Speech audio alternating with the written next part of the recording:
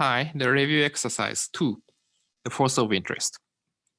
So determine accumulated value for the following cash flow.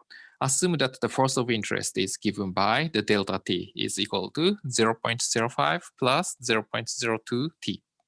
So at t is equal to 0, interest rate is 5%, t is equal to 1, 7%, 2, 9%, 3, 11%. So interest is going up 2% per year. And we have the two cash flows on the below the time diagram. So that is two payments of $100. And we would like to calculate accumulated value. And the thing about the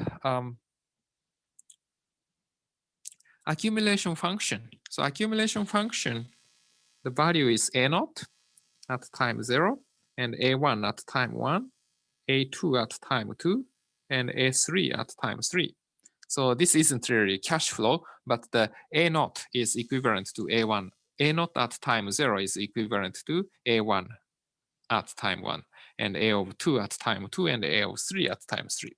And in this way, we can clarify what we would like to calculate. And accumulated value of B is basically the sum of these two values. And the first one is $100 at time 1, and we would like to evaluate at time 3. So that means that is 100 times A3 over A1.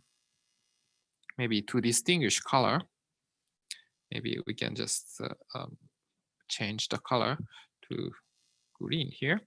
Then we now think about just the first one. Okay, so first one. And plus the second payment. So that is the $100 times A3 over A2. Because this is $100 and A2 becomes A3. So 100 becomes 100 times A3 over A2. So basically, if we calculate A3 over A1 and A3 over A2, then we can get the answer. Yeah, so maybe we calculate A3 over A1 and A3 over A2. And A3 over A1. So this is calculated by exponential of integral 2 to 3, the delta t dt. Delta t dt. So that is the exponential of integral 2 to 3, 0.05 plus 0.02 t dt. So this is, we have to integrate. So E 0.05 t plus 0.01 t square. And we plug in 3 and 2. So we integrate this function, this function.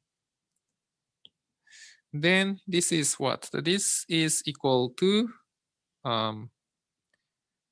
so e to the power, so we plug in 3. So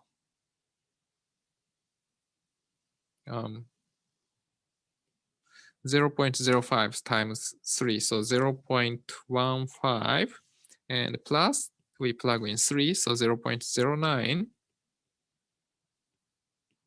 minus we plug in 2, so 0.1, and plus 0.04. So 0.24 minus 0.14, so that is 0.1. So this is equal to 0.1. Oh, sorry, this is the actually 2 we have calculated. So this is the e to the power 0.1. And in the same way that we can calculate A3 over A1.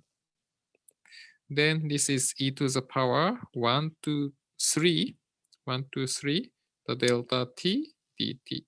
So this is the same. So we integrate and we plug in. So we just omit the intermediate steps.